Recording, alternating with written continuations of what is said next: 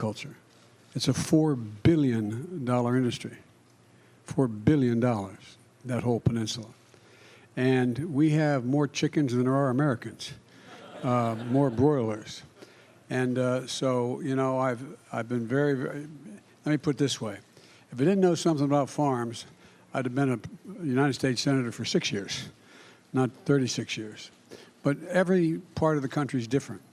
Every part of the country is different. But before I go on, I want to pay a little bit of a tribute to this guy right here. I'm going to embarrass you a little bit. This is the man who happens to be the son of the owners of this farm. And this guy is doing, you know, there's an old expression, God made man, then he made a few firefighters. Not a joke.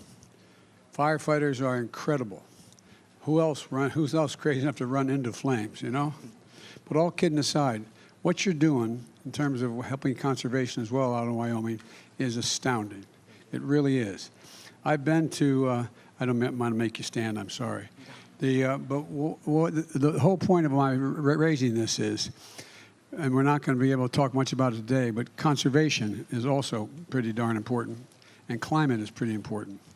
I've been to every major fire but 2 this year because FEMA is working again. We show up.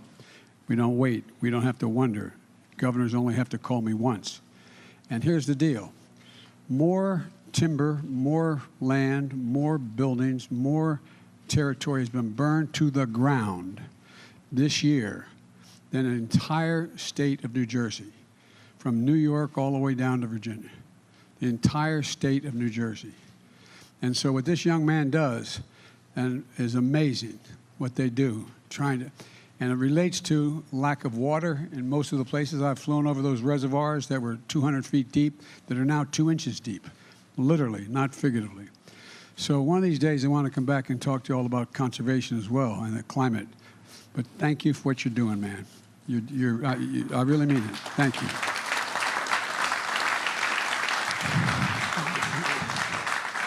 Folks, I know it's hot in here, so I'm not going to talk more than an hour and a half. Look, I want to make a few, I think, are fairly important points. First of all, I want to thank Jeff for that introduction and you, Gina, for your hospitality you've extended today. I joined Congressman Robin Kelly here, the real champion for working families and farmers, who represents this area, and I just do what she says. She sends a note to the White House, and I get it done. No, but she's a key player in infrastructure, getting high-speed internet, clean water to every person across this district. And I know we wanted to be here also was Dick Durbin and Tammy Duckworth, but they were going to come, but there's a vote today in the United States Senate, and they're unable to be here. They're two of the most genuine, reliable people I've ever worked with, and I've been doing this for a few days. And I want to thank Tom Vilsack. Tom and I became friends when Tom was governor in Iowa.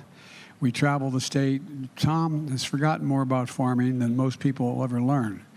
I'm sure this room knows as much, but the idea, Tom talks about how critically important that agriculture is to the United States in every single solitary way.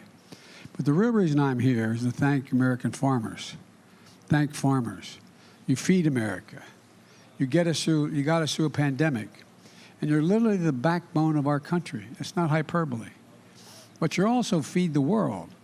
And we're seeing with Putin's war in Ukraine, you're like the backbone of freedom. You know, I was at a factory not long ago, 8 days ago, down in Alabama. And they make Javelin missiles to help the Ukrainians stave off the Russians, beat them back in their aggression.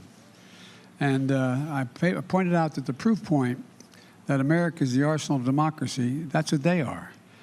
We always have been. We've been the arsenal of democracy. I stand here today to thank American farmers who are the breadbasket of democracy. You really are. You know, we talk about, you know, every investment banker could leave their job. If every farmer left, we'd all starve to death. You know, let's talk about what's important. All these jobs are important.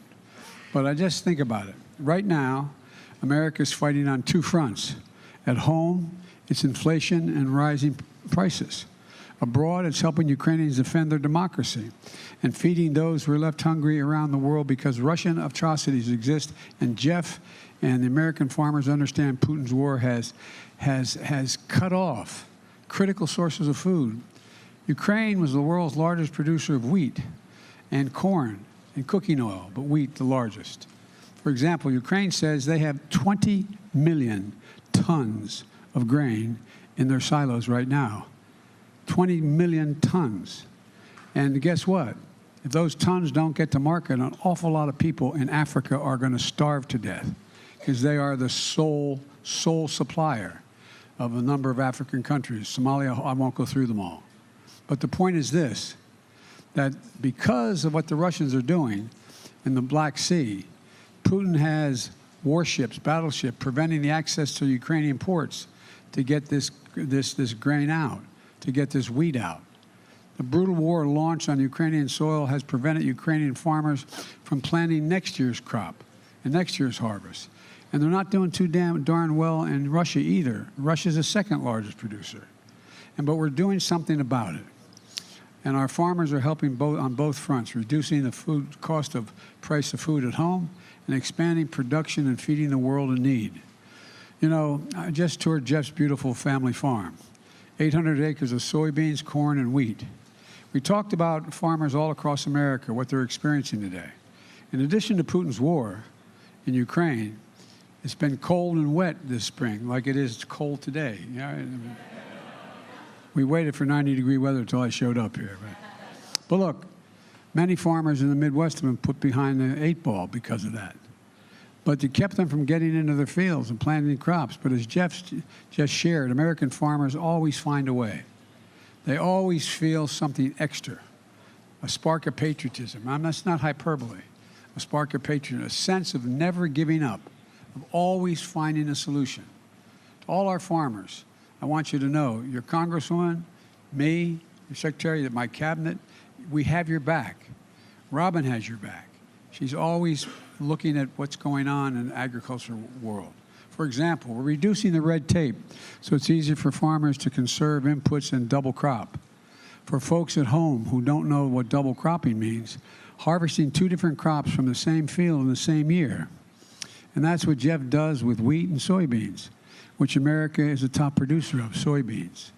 And wheat will be harvested around July 4th if all goes well, God willing, and the creek not rising, as my grandfather would say. But look, then you plant soybeans in the same acreage. And he'll tell you, double cropping comes with some real risks. Growing season for wheat is short, and if the weather conditions aren't ideal or aren't at least good, or there are other disruptions, then the timing of everything is thrown off. But it's a risk we need to take. That's why my administration is looking at how to extend crop insurance coverage to give financial security to farmers like Jeff who practice double cropping. Secondly, I want to also, farmers worried about rising fertilizer costs and what is the content of the fertilizer. That's why earlier this year, the U.S. Department of Agriculture announced it would invest $250 million to boost fertilizer production. Literally on the plane out here on Air Force One, I turned to Tom and I said, Tom, double that. Make it $500 million. It's so desperately needed. We can't take chances. It's critical to get this done. Now, when we leave here today, I'm heading up to Chicago. You know where Tom's going? He's heading to the airport when we get to Air Force One. He's heading to Germany, to the G7. That is all the democracies in Europe getting together and their agricultural teams getting together. North America, Europe, and Asia, they're all part of it. And to solve some really big problems. They're going to see what actions we can take to increase fertilizer supplies globally and identify how we can work together to prevent export restrictions on food and agricultural inputs and bring more global production to market, which will stabilize prices and bring more certainty for our farmers and keep people from dying of hunger. You know, this bill's in other ways as well. My administration has been working to drive down the cost to farmers, and Tom mentioned it a little bit, and prices to consumers. To reduce gas prices last month, I was in Iowa, at a biofuel processing plant, and I announced an emergency waiver to allow E15 gasoline to be sold across America during the summer. It's an extraordinary effort, but it had to be done for this summer. E15 uses more ethanol on crops grown here in Illinois and elsewhere around the country. And it can reduce the cost of a gallon of gasoline at the pump by 10 cents per gallon. Every little bit matters. I know it's a big deal, and Robin is a big supporter of this, and she's pushing it in the House as well. Only 4 big companies, by the way, control more than half the markets for beef, pork, and poultry. Without meaningful competition, our farmers and ranchers have to pay whatever the 4 big retailers saying they'll pay for their chickens, their hogs, and their cattle. These big companies can use their position as middlemen to overcharge grocery stores and ultimately families. Just consider this. 50 years ago, ranchers got over 60 cents on every dollar spent to produce the beef they raise. Today, they get 39 cents. 50 years ago, hog farmers got 40 to 60 cents for each dollar the family spent raising that hog. Today, it's about 19 cents. And as the big companies made massive profits, the prices you see at the grocery stores have gone up, and the prices farmers receive has gone down. This reflects a market distorted by the lack of competition. So last year I signed, one of the first executive orders I signed was that the competition, to make competition more available and level the playing field. And though through the American Rescue Plan, we're investing about $1 billion to help smaller meat processors expand their capacity, give farmers, ranchers, and consumers more options, and at better prices. Look, I'm a capitalist, but capitalism without competition is not capitalism. It's exploitation. It's exploitation. Folks, we can make sure the American agriculture exports will make up for the gap in Ukrainian supplies. In fact, during my first year in office, American agriculture exports shattered all previous records. $177 billion last year alone. I remind people, my predecessor did not come close. By traveling in our, we have to keep investing in our farmers to reduce the cost, to reduce prices to consumers, and have the most productive, most efficient farmers in the world here in the United States. We've always combined generations of know-how with cutting-edge technology to feed us and the world. And I'm going to keep fighting for family farmers like Jeff so they can do what they do best. I hope Congress is going to join me. I know Robin's going to fight like hell to have it happen, and working hard to invest in farmers like Jeff and feed America and the world. That's what we have to do. Let me close with this. Look at the family farms like this one as a reminder of the bounty, beauty, and generosity of this nation. I know this, and you're tired of hearing me say this for the last 2 years. It's never, ever, I was in the Tibetan Plateau with Xi Jinping. I traveled with him and spent more time with him than any other world leader has in China. And he said, he was talking about why America's a diminishing power. And I said, Mr. President, it's never been a good bet to bet against the American people. No one's ever won betting against the American people. And I said, and by the way, you asked, he went on and said, can you define America for me? Just me and a translator and him and a translator, simultaneous translation. By the way, I turned all my notes over to the State Department. It matters. But, what happened was, he said, can you define America for me? And this is God's truth because it's been quoted 1,000 times now. I said, yes, one word, possibilities. We're the only nation in the world that has come out of every crisis stronger than we went in it. Every single time, regardless of what it was. No other nation has done that. It's one of the reasons why in some places we're called the ugly Americans. We think we can do anything. We know we can do anything. We know. This nation leads the world. We stand up for freedom. We're the United States of America. And when we are united, there's not a damn thing we can't do. It's not hyperbole. It's a fact. As a student of history, it's a fact. There's nothing beyond our capacity when we work together. Nothing. So I'm here to say, God bless our farmers, and I mean this sincerely. God protect our firefighters, and may God protect our troops. Thank you for what you do. America owes you. They owe you big.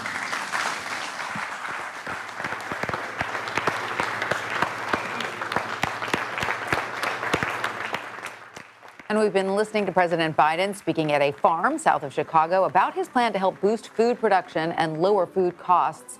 He blamed higher prices on the war in Ukraine and the disruption of exports from Eastern Europe. The president also says the market had been distorted by a lack of competition and smaller food producers paid the price. And the speech comes the same day that the latest CPI report shows prices are still near record levels. And joining us now from Chicago is CBS News senior White House and political correspondent Ed O'Keefe. Ed, great to see you. So how exactly did the president address consumer prices, which, of course, we know are on the minds of many Americans right now, and the economy? Sure. Well, look, in a statement earlier today, he called the modest increase heartening, but once again acknowledged, as he did yesterday, as he did in his remarks just there, that this is a big issue of concern to most Americans and his top economic priority. Remember, what you're seeing him do today, what you saw him do yesterday at the White House, is essentially try to cast this now in more of a political light, saying, I've done everything I can as president thus far by, making permitting easier for farmers, by allowing the sale of, less environmentally friendly gasoline through the summer because it's cheaper, by tapping into the Strategic Petroleum Reserve and taking some other modest steps in terms of health care costs. Anything else beyond that that's more ambitious is going to require congressional action. And so by going to this farm about 60 miles from here in Chicago, ahead of some events he'll do here this afternoon, again, designed to get into a part of the country where the president hasn't been able to go that often, more rural, more purple or red areas, to say, I understand the concerns of farmers. I understand the concerns of consumers who keep hearing these talks of wheat shortages or other food supply shortages, not only in this country but around the world, both because of supply chain concerns and because of the war in Ukraine. So all of this, again, just sort of designed to put him out on the road, talking to everyday Americans, getting far outside of Washington, and trying to do something to turn around those poll numbers to continue to show most Americans hold him responsible for the inflation spike. Most Americans don't think he's doing enough to address economic concerns, and both he and his party are at risk of losing control of Congress later this year if they can't somehow start to turn around those numbers. Yeah, to that point, as many Americans are holding the president and the White House responsible, the White House playing a bit of a blame game as far as inflation at least is concerned, blaming things like the war in Ukraine, President Putin. And he's also called out Republicans in terms of their plan to fight inflation. So politically speaking, why is the White House not taking more responsibility for what's going on? Well, it's telling, guys, that he doesn't, because, again, while he may say, as he did in his comments yesterday, and as he tried to suggest just now, that what he's doing is working and is designed to address these issues, the polling overwhelmingly shows that people don't believe him on that. And so what Democrats are doing as we enter this midterm year is something that's worked successfully for them before, back in 2012, back in 2018. They're hoping it will again this year by saying, okay, we're doing what we're doing, but what are Republicans offering you instead?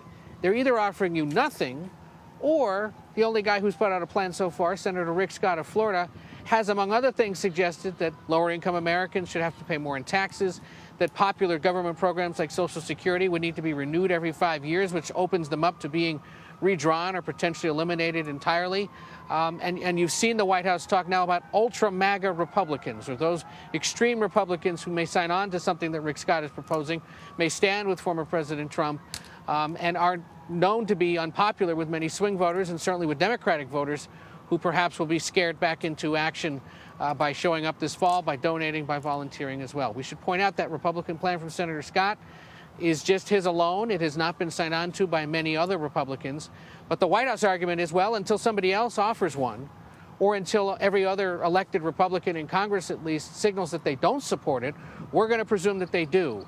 And that kind of sort of running against Republican ideas that would chip away at popular government programs, or that suggest tax increases, or that aren't paying down the deficit at a time of economic concerns, has worked for Democrats before in midterm years, and they're hoping it works for them again.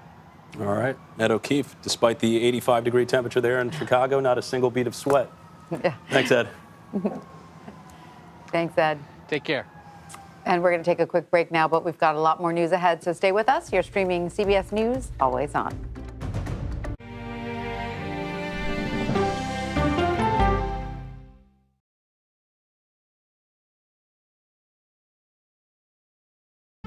In a original documentary from CBS reports. It's gonna be big! The metaverse, the virtual world that's become a cryptocurrency casino. It's like buying property on Mars. Do they get an actual picture of this? No, it's a digital copy.